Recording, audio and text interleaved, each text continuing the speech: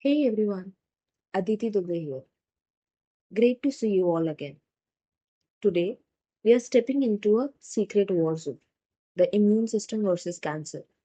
You would think our body's defense squad would spot cancer a mile away and take it out, right? Well, it's not that simple. This is a hidden battle. Sometimes the immune system's the hero, sometimes cancer's the mastermind dodging every punch. Let's unpack this epic showdown. First, how does the immune system even recognize abnormal cells? Picture it as your body's security team. It's got these amazing players like T cells, the enforcers, and natural killer cells, the silent assassins. They patrol looking for anything off. Normal cells have ID badges, proteins on their surface, proteins like red flags that scream, I'm in trouble. Immune cells spot these flags, though their own detectors, and when they do it, game's on. T cells swoop in, release toxin, and blast the abnormal cells to bits. It's called immune surveillance, and it's happening right now, keeping tiny cancers in check before they even start. Pretty cool, huh? But cancer's not going down without a fight. It's got tricks up its sleeves. One big move is evading immune detection. Take checkpoint proteins like PDL1. Normally, these are peacekeepers.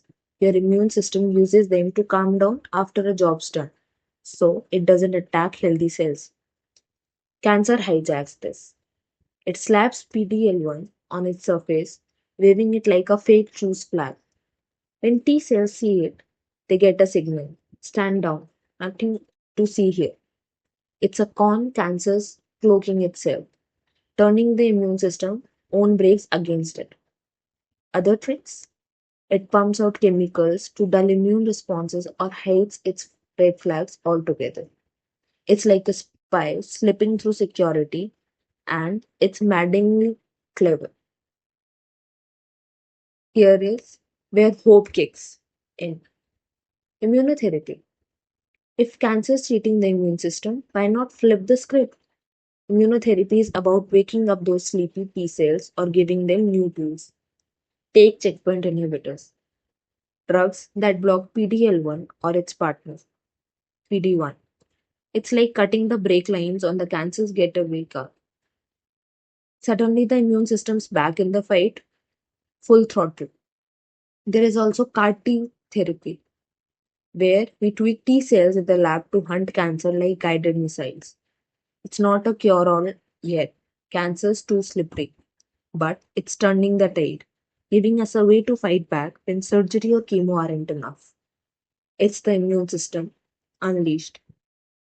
Let me share a story that still gives me chills. A few years back, I met a guy. Let's call him Vikram. Through a colleague running an immunotherapy trial. He had melanoma, stage 4, spread everywhere, lungs, livers, the works. Docs have gave him months.